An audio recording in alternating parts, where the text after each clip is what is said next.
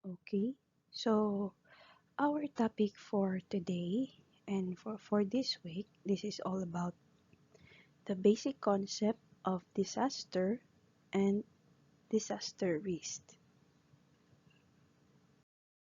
Okay, so Philippines is a country prone to natural disasters. The Philippines has experienced from an inexhaustible number of deadly typhoons, earthquakes, volcanic eruptions, and other natural disasters. This is due to its location along the Ring of Fire or Typhoon Belt. When we say Ring of Fire, Typhoon Belt, it is a large Pacific Ocean region where many of the Earth's volcanic eruptions and earthquakes occur. So as you can see in the picture, this is the Ring of Fire. No, uh, the Philippines is a very small part or very small map. So na tibuok jud ang Philippines. That's why Philippines is very prone to natural disasters.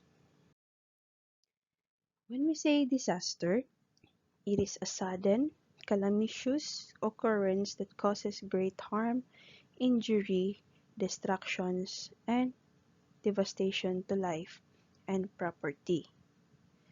So, it disrupts the usual course of life, causing both physical and emotional distress, as well as an intense feeling of helplessness and hopelessness.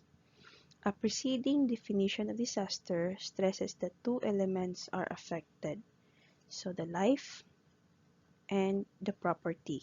Life, whether human or animal. So disaster is a sudden, calamitous, no? Uh, Sometimes you are prepared, but most of the time, we are not prepared. According to the Food and Agriculture Organization, or FAO, 2008, disaster is a serious disruption of the functioning of a community or a society involving widespread human, material, economic, or environmental losses and impacts, which exceeds the ability of the affected community or society to cope using its own resources. Any adverse episode or phenomenon can exploit a vulnerability in the affected population or community to create damage, and this awareness will form the basis for an adequate intervention.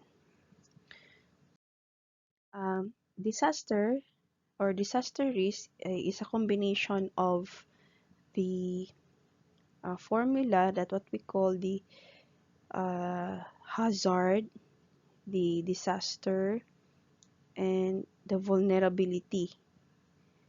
Disasters are often a result of the combination of the exposure to a hazard. So if there is a disaster, naadyo ng hazard, no? The conditions of vulnerability that are present. Also, the vulnerability naadyo na siya if there is an hazard. And insufficient capacity are measures to reduce or cope with the potential negative consequences. So again, when there is a disaster, the hazard and vulnerability are there. Na dito. It its impacts may include loss of life, injury, disease, and other negative effects on human physical, mental, and social well-being, together with damage to properties, destruction of assets, loss of services, social and economic disruptions, and environmental degradation. So in disasters, there are classification. So there are two. First is the natural disaster, and the second is the man-made disaster. A natural disaster is a natural phenomenon caused by natural forces, such as earthquakes, typhoon, volcanic eruptions, hurricanes, fires, tornadoes, and extreme temperatures. They can be classified as rapid onset disasters and those with progressive onset, such as droughts that lead to famine. These events, usually sudden, can have tremendous effects. So, sudden ang natural disaster. Then, the man-made disasters, disasters caused by men, are those in which major direct causes are identifiable, intentional or non-intentional human actions.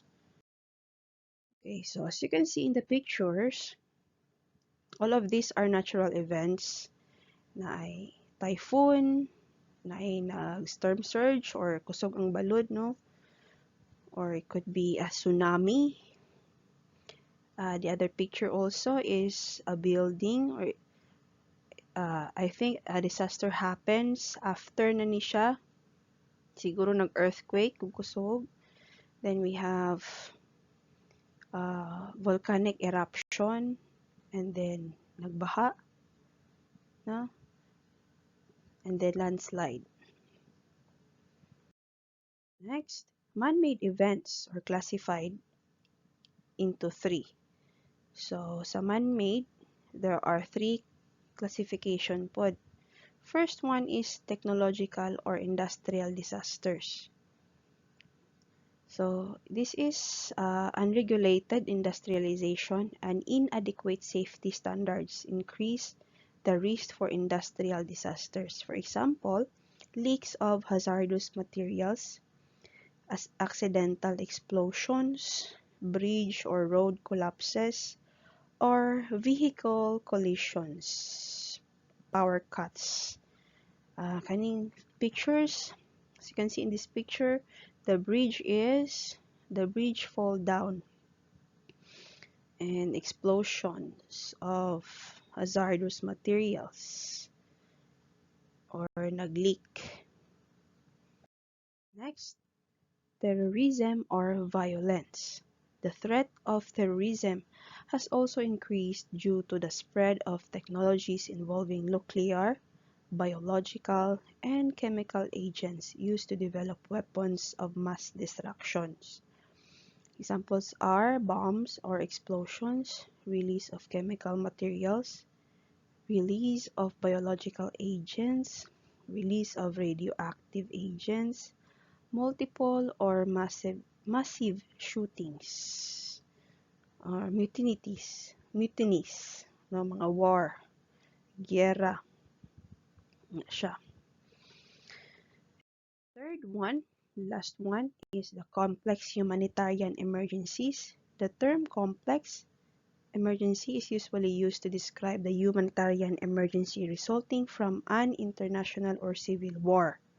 In such situations, large numbers of people are displaced from their homes due to lack of personal safety and the disruption of basic infrastructure, including food distribution, water, electricity, and sanitation, or communities are left stranded and isolated in their own homes, unable to access assistance. Examples are conflicts or wars, and genocide, the deliberate killing of a large people or group of people, especially those of a particular ethnic group or nation. So, complex is kanang you are in a one place, gi-transfer mo sa evacuation center. So, of course, especially karon no sa atong panahon, pandemic, when we are in sa tawag gani nata sa isa ka lugar nga dahag tao, too crowded, so maybe we could get mga sakit, no, mga viruses. So nahitabo na siya, it's because naapoy another this disaster na hitabo, no? Okay, so those are the three man-made disasters, three categories. Next, the damage caused by disaster cannot be measured. It is also differs with the kind of geographical location, climate, Earth-specific characteristics and level of vulnerability. These determining factors affect generally the psychological, socio-economic, political, and ethnical state of the affected area. So, disasters can dagang may tabo sa disaster, no? It could be your psychological, maka-affect sa itong socio-economic, sa political, and ethnical state. Then, that's all.